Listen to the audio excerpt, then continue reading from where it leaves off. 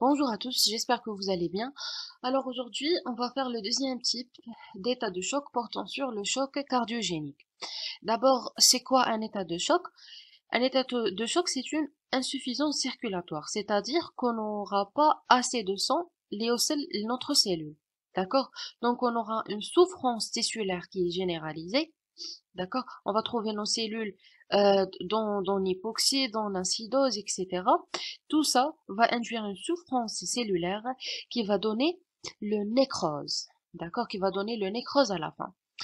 Alors cette fois-ci, euh, on aura le choc cardiogénique. Le choc cardiogénique, c'est tout simplement, on aura un problème dans la pompe cardiaque. C'est pas qu'il m'a le choc hypovolémique, mais il m'a déjà on a assez de sang. D'accord? Maintenant, le choc cardiogénique, le volume du sang est suffisant. Le problème, c'est que notre cœur ne peut pas mobiliser ou bien ne peut pas pomper cette quantité de sang vers les tissus. D'accord? Et comme toujours, donc on aura une souffrance tissulaire, les cellules en hypoxie, en acidose, et on aura à la fin la nécrose. D'accord? Donc, euh, quelle est la définition de de l'insuffisance cardiaque? L'insuffisance cardiaque est définie par l'incapacité du corps à assurer un apport suffisant d'oxygène et de nutriments à l'ensemble de l'organisme. Peut-être que c'est bizarre, علاش راهم يحكونا على l'insuffisance cardiaque. En réalité, le choc cardiogénique, c'est tout simplement un état plus avancé de l'insuffisance cardiaque. Et pour cela, je vous invite de voir la vidéo de notre collègue Inès sur l'insuffisance cardiaque juste en 10 minutes. D'accord? C'est très utile.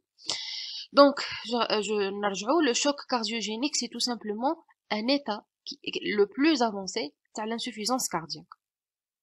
D'accord? Donc, le cœur ne fonctionne pas bien, ne peut pas éjecter une quantité assez de sang pour notre cellule, et donc on aura une souffrance tissulaire. Il se définit comme une souffrance, ça c'est le choc cardiogénique, hein. Il se définit comme une souffrance tissulaire ou bien viscérale due à l'incapacité du système circulatoire à leur fournir une quantité d'oxygène qui est suffisante, secondaire à une baisse du débit cardiaque. Donc, قلنا في le choc hypovolémique, وين درنا une généralité على les états de choc, chaque état de choc رايح يمدنا une diminution du débit cardiaque. ومن بعد كل مرة تتبدل la cause. Alors cette fois-ci, le cause de la diminution de le débit cardiaque, c'est bien la défaillance de la pompe cardiaque. D'accord? Alors, on va faire un petit rappel physiologique sur le corps. Alors, voici un corps. On peut diviser ou bien on peut diviser notre corps à une partie qui est droite avec un ventricule droit et un atrium droit et une partie qui est gauche avec un ventricule gauche et un atrium gauche. Donc, comment ça se passe? On a le sang veineux رايح يوصل le cœur par les 20 caves ce qui est en bleu ce sont les 20 caves supérieures et inférieures. Donc le sang va arriver par les 20 caves supérieures et inférieures vers l'oreillette droit, d'accord? En bas, il va passer de l'oreillette droit vers le ventricule droit en passant par la valve tricuspide, d'accord? Puis le sang va passer du ventricule droit vers l'artère pulmonaire, d'accord? En passant par la valve sigmoïde. ومن بعد يروح par l'artère pulmonaire vers les poumons وين راح يصرى ce qu'on appelle ce qu'on appelle l'hématose. L'hématose, c'est ce qu'on appelle les échanges gazeux. D'accord? Donc, qu'est-ce qu'on va faire? On va expirer le CO2 et on va inspirer l'oxygène. ومن بعد هذاك le sang oxygéné راح يعاود يرجع par les veines pulmonaires vers l'atrium gauche, on بعد من l'atrium gauche vers le ventricule gauche, en passant la valve, par la valve mitrale, d'accord? Après, le sang va passer du ventricule vers l'aorte, d'accord? C'est ça, à peu près, qui fait chiffoutre le sang, fait notre cœur. Et bien sûr, on aura les valves, on a la valve pulmonaire, aortique, mitrale et tricuspide. Alors, كيما قلنا من قبل قلنا بلي le choc cardiogénique رايح يسبب une diminution du débit cardiaque. Donc, لازم نعرفوا l'équation تاع le débit cardiaque. Déjà, le débit cardiaque, c'est quoi? C'est tout simplement ou bien le volume du sang éjecté par minute. D'accord? Donc, le débit cardiaque, c'est la fréquence cardiaque fois le volume d'éjection systolique. Alors, c'est quoi la fréquence cardiaque? C'est tout simplement le nombre de battements par minute. La fréquence cardiaque, généralement, يتحكم فيها le système nerveux autonome. Sachant que le système nerveux sympathique va accélérer la fréquence cardiaque et le système nerveux parasympathique va diminuer la fréquence cardiaque. D'accord? Maintenant, le volume d'éjection systolique, c'est quoi déjà le volume d'éjection systolique? C'est surtout le ventricule quand il va éjecter le sang vers le... Bon, il y a un volume télédiastolique, c'est le volume à la fin de la diastole. D'accord? Donc le ventricule va éjecter une grande partie dans l'aorte. D'accord? هذاك اللي éjecteur dans l'aorte هذاك هو le volume d'éjection systolique ويبقى لنا شويه هنايا c'est le volume télésystolique يعني le volume في la fin تاع la systole. D'accord? Alors هذا le volume d'éjection systolique يتحكموا فيه ثلاثه حوايج: la post-charge, la pré-charge et la contractilité. Alors on va commencer par la post-charge.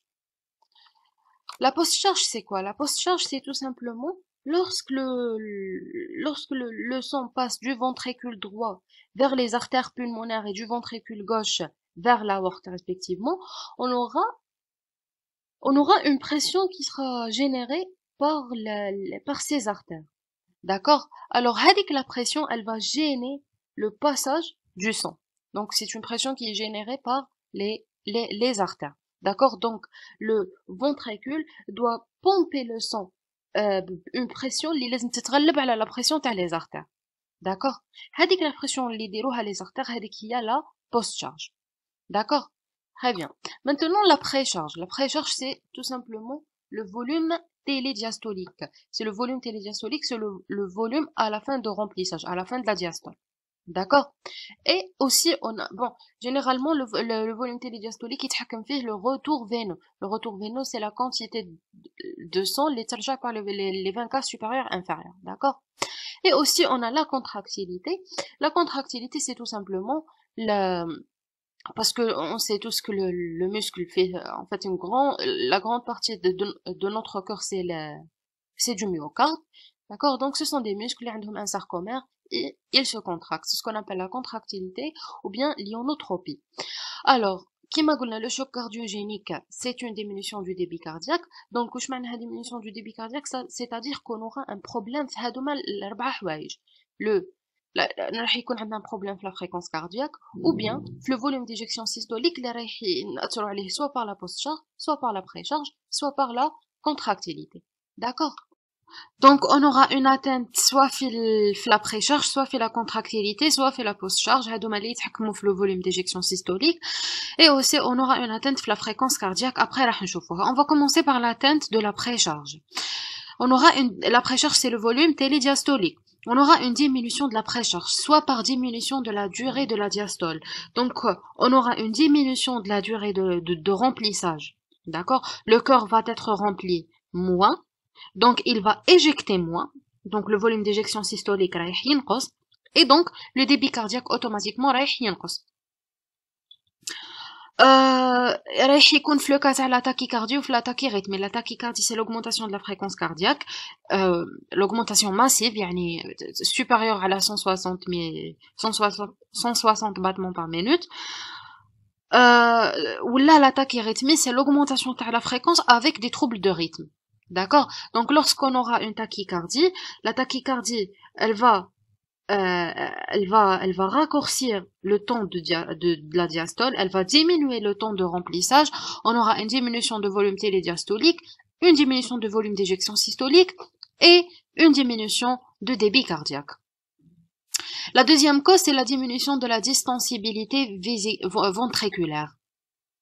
C'est-à-dire qu'on aura que la composition intrinsèque, la composition tissulaire de notre ventricule ne permet pas la dilatation du ventricule. D'accord? C'est le cas de l'ischémie. Lorsqu'on a une interruption brutale de le flux sanguin artérielle dans le myocarde تاعنا, le myocarde ne peut pas réaliser les fonctions de distension تاعو, il va diminuer le volume de remplissage. D'accord? Aussi, les cardiomyopathies hypertrophiques, c'est-à-dire que lorsqu'on a une hypertrophie en dedans. D'accord? Donc, par exemple, voici, c'est le corps normal. D'accord? Lorsqu'on aura une hypertrophie en dedans, يعني شتو هذا le noir, c'est l'hypertrophie. Donc, qu'est-ce qu'on a? On a une réduction du volume تاع le ventricule تاعنا. D'accord?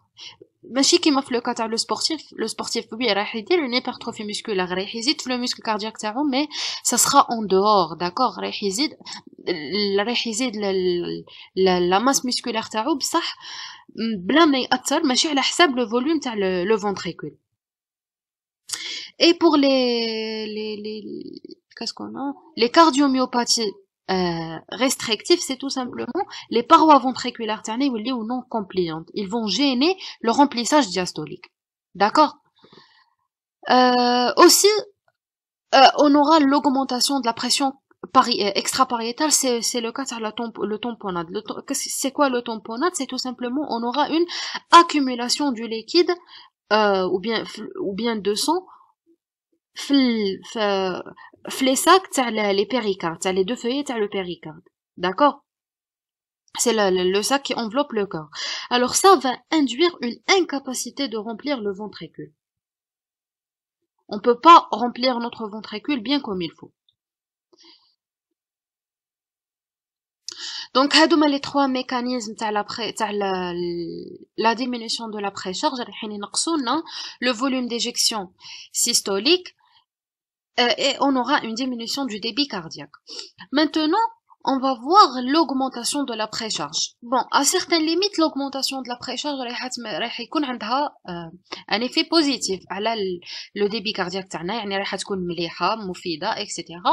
Mais à certaines limites, quand on dépasse les limites, le cœur تاعنا يتعمر بزاف بلو سون, يولي ماشي قادر حتى يجيكتي هذاك لو سون. D'accord? C'est ça l'augmentation de la précharge. Alors, on a bon, وقتاش زدنا la précharge, c'est le cas تاع l'incompétence valvulaire, c'est les insuffisances aortiques et mitrales. Alors, c'est quoi l'insuffisance aortique? L'insuffisance aortique, généralement, تصير في la diastole. Donc, la diastole, normalement, en réalité, la valve aortique ما تستغلقش bien. Donc, في la diastole, في le remplissage, le ventricule رايح يجيب le sang من l'aorte, رايح يصب le sang في le ventricule parce que la valve aortique ما راهيش مغلوقة, et aussi رايح يزيد يجيبو من l'atrium. Donc, le ventricule تاعنا رايح يتعمر من l'aorte ou من l'atrium. Et donc, on aura un volume télédiastolique qui est très très très très important. D'accord? وين لدرجة انه le corps تاعنا ما يقدرش يجيكتي هذاك لو سون. Aussi, l'insuffisance mitrale. L'insuffisance mitrale, généralement, رايحة تكون في la systole. D'accord? Donc, واش يصرا في l'insuffisance mitrale, كيف la valve mitrale ما تتغلقش bien. Donc, au cours de la systole, le ventricule, quand il va se contracter, رايح يجيكتي le sang في l'aorte et في l'atrium. D'accord? Donc l'atrium هذاك رايح il va se dilater, يولي يهز بزاف le sang, كي يهز بزاف le sang رايح يبعث بزاف le sang le ventricule, le volume télédiastolique رايح يزيد, et donc le volume télédiastolique يزيد لدرجة انه le corps ما يقدرش يجيكتي هذاك le sang. D'accord? Aussi في le cas تاع chenette gauche droit, c'est la perforation septale, on aura une destruction في la partie septale entre soit le ventricule ou les deux ventricules gauche et droit, ou là les deux atriums gauche et droit. Donc on aura le cœur droit et le cœur gauche, ils vont se communiquer entre eux. D'accord? Donc, en cas d'insuffisance valvulaire, qui marque l'insuffisance aortique et mitrale, la surcharge volumique entraîne une dilatation du ventricule. Voilà, on aura une dilatation qui est très très très importante à le ventricule. Bon, imaginez le ventricule qui m'a شرحنا في l'insuffisance cardiaque. On dirait un ressort. Tout le ressort qui نديلاتيوه بزاف ونجبدوه بزاف. لواحد الدرجه يعاود يولي ما يرجعش داكوغ يتجعد ويبقى هكاك سي لا ميم شوز في لو كا تاع نوتر فونتريكول دوك يولي ما يتجعدش يولي ما يقدرش يجيكتي بيان هذاك لو فوليوم داكوغ la diminution de la contractilité bon حنا على بالنا بلي notre cœur c'est du muscle d'accord il va se contracter donc كي يفقد le territoire contractile تاعو يفقد le myocarde تاعو ils ne peuvent pas éjecter le sang d'accord alors perte d'un territoire contractile par l'infarctus du myocarde l'infarctus myocardique c'est lorsqu'on a une obstruction des artères par exemple coronaires qui assure la nutrition de le myocarde تاعنا on aura une ischémie myocardique donc le muscle myocardique il va mourir d'accord donc la masse musculaire ou bien le myocarde tout simplement donc ما نقدروش نديرو la contraction la contusion myocardique c'est lorsqu'on a aussi une atteinte du myocarde par un traumatisme c'est lorsqu'on نديرو un accident ou là d'accord aussi le cas de l'atteinte diffuse du myocarde qui m'a fait la myocardite aiguë يعني l'inflammation de tissu myocardique, les cardiomyopathies dilatées, des atteintes toxiques ou bien médicamenteuses, des troubles métaboliques et aussi le cas de la circulation extracorporelle, c'est-à-dire lorsqu'on va dévier la circulation systémique et pulmonaire hors du corps. D'accord? Le troisième mécanisme, c'est l'augmentation de la post-charge, c'est-à-dire qu'on va augmenter la résistance qui gêne l'éjection. D'accord? Donc, on a un obstacle à l'éjection ventriculaire, c'est le cas de l'embolie pulmonaire. C'est quoi l'embolie pulmonaire? C'est lorsqu'on a une obstruction des artères pulmonaires ou bien d'une branche d'artère pulmonaire par des caillots de sang. Donc, j'aurai une résistance, d'accord? J'aurai une force contre la contraction du ventricule. Donc, lorsque le ventricule va essayer d'éjecter le sang, une résistance ou bien une force li تقلقو. D'accord, comme ça on peut pas éjecter le sang. Ou là le cas par exemple qui m'a le sténose aortique, c'est lorsqu'on a une diminution de calibre ou bien une diminution de diamètre de la valve aortique. Donc ما يقدرش يفوت assez de sang. Ou bien l'hypertension artérielle lorsqu'on a l'hypertension artérielle, c'est clair. Ça, c'est pour la post-charge. La dernière, c'est la fréquence cardiaque. C'est lorsqu'on a une diminution de la fréquence cardiaque. Que ça soit par le trouble, c'est le cas le trouble de l'activité sinusale ou bien la conduction auriculaire, lorsqu'on a un bloc de la conduction auriculo-ventriculaire.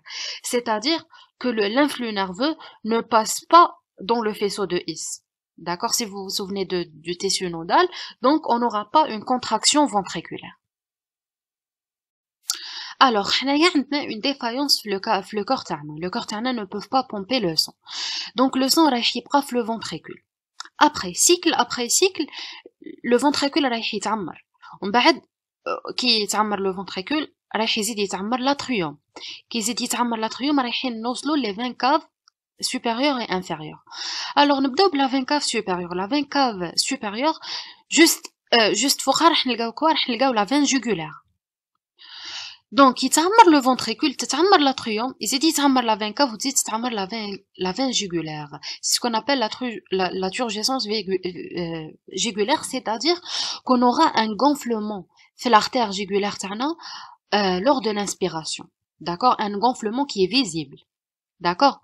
Pour le reflux hépatojugulaire, c'est lorsqu'on a, bien sûr, lorsqu'on a كيف le ventricule يتعمر, l'atrium يتعمر, la veine cave inférieure cette fois-ci هي اللي تتعمر. Comme vous voyez, la veine cave elle est en contact direct مع le foie. D'accord. Donc تستعمر la veine cave inférieure يزيد يتعمر le foie تاني بالدم. كي يتعمر le foie بالدم donc juste حنايا هكا نعبزو على le foie تاعنا راح يصرى le reflux, يعني راح يطلع le sang من le foie باسكو راه معمر بزاف بلو sang, راح يطلع من le foie la veine cave supérieure et la veine cave inférieure parce que même l'atrium راه معمر بالدم. D'accord. Donc généralement les organes كامل رايح يتعمروا بالدم. D'accord. On va voir après la même chose les poumons. C'est l'œdème pulmonaire aigu. D'accord. On aura une hypoperfusion périphérique et une hypoperfusion cérébrale. L'hypoperfusion périphérique, c'est-à-dire cutanée beaucoup plus. On aura les extrémités froides, des cyanoses, يكونوا هكا bleus. D'accord. Des marbrures, c'est-à-dire qu'on va voir des taches violettes qui marquent la peau, etc. L'hypoperfusion cérébrale, bien sûr, mais ça, je suis bien le son, le cerveau, donc on aura des signes neurologiques tels que les agitations, les confusions. On aura une hypoperfusion rénale avec une oligurie ou bien l'anurie, c'est-à-dire lorsqu'on a la diminution du débit cardiaque, le débit de la filtration glomérulaire, donc on n'a pas les urines, c'est ce qu'on appelle l'oligurie, ou bien les urines. D'accord. L'hypoperfusion digestive avec une distension abdominale, les surcharges hydrosodées, les œdèmes, parce que la stimulation du système rénine, angiotensine, aldostérone, des surcharges aussi pulmonaires. C'est le cas de l'œdème pulmonaire aigu. Alors le mécanisme de l'œdème pulmonaire aigu, c'est presque la même chose qui m'a le reflux hépato-jugulaire. Alors donc voici notre ventricule. Le ventricule ne fonctionne, le cœur ne fonctionne pas bien. On aura une augmentation de volume de sang dans le ventricule. Cycle après cycle, il يتعمر le ventricule, يزيد يتعمر l'atrium, يزيد يتعمروا les veines pulmonaires. Qui يتعمروا les veines pulmonaires رايح يروح vers les poumons. On aura une augmentation de la pression hydrostatique au niveau des veines. La pression hydrostatique, c'est la pression qui va être exercée là les parois vasculaires. D'accord. Donc, quitte à augmenter la pression hydrostatique, qu'est-ce qu'on aura? On aura la migration du plasma vers le milieu interstitiel ou bien les alvéoles. Donc, هذه هي l'œdème pulmonaire aigu. D'accord. Pour les examens complémentaires, ce sont les différents examens les رايحين نديروهم باش نعرفوا بلي عندنا choc cardiogénique. Premièrement, c'est pour l'exploration hémodynamique, on aura une baisse de la tension artérielle systolique parce que ما عندناش assez de sang في les vaisseaux, ما عندناش assez de volume في les vaisseaux, رايحة تكون inférieure à la 90 mm de mercure. Le baisse du débit cardiaque et de l'index cardiaque. Bon, c'est quoi l'index cardiaque? C'est tout simplement le débit cardiaque exprimé par surface corporelle. D'accord? C'est-à-dire qu'on aura le débit cardiaque à la surface corporelle. Automatiquement, quand on le débit cardiaque, on a l'index cardiaque. Augmentation de la pression veineuse centrale, parce que qui يرجع le sang vers les veines caves supérieures ou les veines jugulaires. Augmentation de la pression artérielle pulmonaire, d'accord, ou bien c'est ce qu'on appelle la pression capillaire, augmentation des résistances artérielles systémiques, etc. Pour les signes biologiques, on aura ce qu'on appelle l'acidose métabolique. Alors l'acidose métabolique, parce que on n'a pas assez d'oxygène les cellules, on est dans l'hypoxie. D'accord. Donc, le cas de l'hypoxie, les cellules tana vont utiliser le métabolisme en anaérobiose, c'est-à-dire qu'on aura une élévation de taux de lactate ou bien d'acide lactique. D'accord. Donc, l'acidose métabolique, qui ينقصنا la concentration تاع le bicarbonate. Le bicarbonate هذا qu'est-ce qu'il va faire? Il va tamponner avec l'acidité تاع le lactate. D'accord. Voilà, il va tamponner. Et donc on tombe sur l'acidose métabolique. On a l'élévation du ton artériel de lactate. Voilà, par le métabolisme en anaérobiose, l'augmentation des enzymes cardiaques, la troponine, etc., surtout dans l'infarctus du myocarde, l'augmentation du BMP, ou bien les facteurs natriurétiques. C'est on a la libération des facteurs natriurétiques, c'est lorsqu'on a une dilatation des ventricules. Parce que les ventricules, راهم معمرين bleu sang, on aura la libération des facteurs.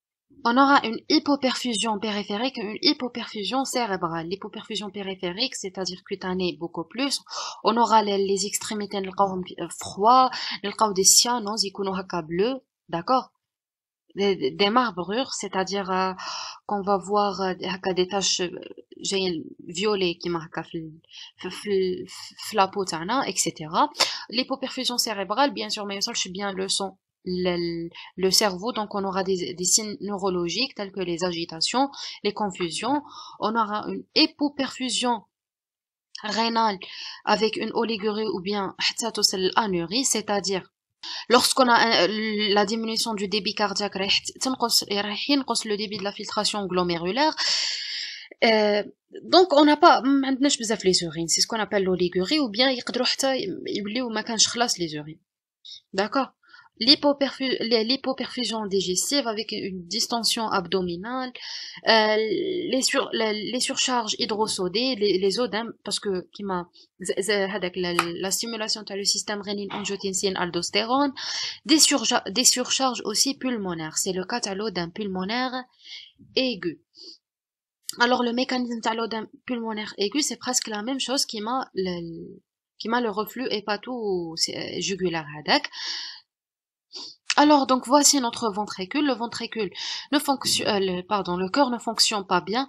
On aura une augmentation de volume de sang dans le ventricule. Cycle après cycle, il يتعمر le ventricule. يزيد يتعمر l'atrium. يزيد يتعمروا les veines pulmonaires. Qui يتعمروا les veines pulmonaires, رايح يروح vers les poumons. On aura une augmentation de la pression hydrostatique au niveau des veines. La pression hydrostatique, c'est la pression qui va être exercée là les parois vasculaires. D'accord? Donc, quitte à augmenter la pression hydrostatique, qu'est-ce qu'on aura? On aura la migration du plasma vers le milieu interstitiel ou bien vers les alvéoles. Donc, هذه هي l'œdème pulmonaire aigu. D'accord? Pour les examens complémentaires, ce sont les différents examens اللي رايحين نديروهم باش نعرفوا بلي عندنا choc cardiogénique. Premièrement, c'est pour l'exploration hémodynamique, on aura une baisse de la tension artérielle systolique parce que ما عندناش assez de sang في les vaisseaux, ما عندناش assez de volume في les vaisseaux, رايحة تكون inférieure à la 90 mm de mercure. Le baisse du débit cardiaque et de l'index cardiaque. Bon, c'est quoi l'index cardiaque? C'est tout simplement le débit cardiaque exprimé par surface corporelle. D'accord? C'est-à-dire qu'on aura le débit cardiaque à la surface corporelle. Automatiquement, quand on le débit cardiaque, on a l'index cardiaque. Augmentation de la pression veineuse centrale, parce que qui يرجع le sang vers les veines caves supérieures ou les veines jugulaires. Augmentation de la pression artérielle pulmonaire, d'accord, ou bien c'est ce qu'on appelle la pression capillaire, augmentation des résistances artérielles systémiques, etc. Pour les signes biologiques, on aura ce qu'on appelle l'acidose métabolique. Alors l'acidose métabolique, parce que on n'a pas assez d'oxygène les cellules, on est dans l'hypoxie, d'accord. Donc le cas de l'hypoxie, les cellules tana vont utiliser le métabolisme en anaérobiose, c'est-à-dire qu'on aura une élévation de taux de lactate ou bien d'acide lactique, d'accord. Donc l'acidose métabolique qui la concentration de le bicarbonate. Le bicarbonate, qu'est-ce qu'il va faire? Il va tamponner avec l'acidité de le lactate, d'accord. Voilà, il va tamponner. Et donc, on tombe sur l'acidose métabolique. On a l'élévation du ton artériel de lactate. Voilà, par le métabolisme en anaérobiose, l'augmentation des enzymes cardiaques, la troponine, etc., surtout dans l'infarctus du myocarde, l'augmentation du BMP, ou bien les facteurs natriurétiques. C'est où on a la libération des facteurs natriurétiques, c'est lorsqu'on a une dilatation des ventricules. Parce que les ventricules, راهم bleu sang, on aura la libération des facteurs natriurétiques qui vont vider le ventricule من l'eau. Ils vont éliminer le Na+, et éliminer l'eau. D'accord? On va faire aussi une radiographie du thorax. On va voir des signes d'œdème pulmonaire. Le CG, on va voir les signes d'infarctus et de troubles de rythme de conduction. L'échographie, on aura des signes aussi d'infarctus du myocarde, etc. Des lésions des valvulaires, le tamponnade. Alors, on va voir un peu de l'étiologie. L'étiologie, bon, on a des origines qui sont myocardiques et des origines qui sont non myocardiques. Les myocardiques, c'est-à-dire qu'on aura une atteinte le muscle cardiaque. D'accord? Non myocardique, hors le muscle, que ce soit les valves, ou les poumons, ou le tissu nodal, etc. D'accord? On va commencer par l'origine myocardique, c'est le cas de l'infarctus du myocarde, où on aura une obstruction des artères coronaires qui assure la nutrition du myocarde, une contusion myocardique, c'est-à-dire lorsque on a une atteinte du myocarde par un traumatisme, des accidents là, quelques toxiques, surtout bien les bêta-bloquants, on a les cardiomyopathies non obstructives et le myocardite. يعني l'inflammation du myocarde. هادوما كامل رايحين يديروا لنا une atteinte في la masse musculaire cardiaque تاعنا et donc le cœur ne peut pas éjecter le sang. Les étiologies non myocardiques كيما les valvulopathies كيما حكينا قبل في l'insuffisance mitrale et l'insuffisance aortique, le rétrécissement aortique اللي هو نفسه le sténose aortique يعني la diminution du calibre de la valve mitrale, la dissection aortique. C'est quoi la dissection aortique? Bon, vous savez que l'artère تاعنا فيه trois couches, l'intima, la média, etc. Donc la dissection aortique, c'est lorsqu'on a une déchirure au niveau de l'intima. Donc le sang رايح يفوت على هذيك la déchirure ورايح يبدا يمشي entre l'intima et la média. D'accord, c'est ça la dissection aortique. L'embolie pulmonaire. L'embolie pulmonaire, c'est lorsqu'on a une obstruction les artères, ou bien les capillaires pulmonaires, le tamponnade, le thrombose, les dysfonctions de la valve mécanique. On aura aussi des troubles de rythme, ou bien de conduction, où l'influx nerveux ne passe pas bien, donc la contraction matsarash, et bien sûr l'hypothyroïdie et l'hypothermie profonde. En fait, ce sont des mécanismes qui sont rares, des étiologies qui sont rares. Vous savez que l'hypothyroïdie, presque toutes les fonctions de l'organisme vont être ralenties. Conclusion. Donc, la conclusion, la connaissance des mécanismes physiopathologiques qui réagissent au choc cardiogénique est primordiale parce qu'on ne peut pas traiter un choc, les services de réanimation, etc., sans connaître les mécanismes physiopathologiques. D'accord? Bon, gardez le taux de mortalité, le choc cardiogénique, il est entre 90%, 70%, 80%. D'accord? Voilà, j'espère que c'était utile pour vous. On arrivera à la fin de notre cours. Excellent courage et wafaqana Allah lima yuhibbuhu wa yardah.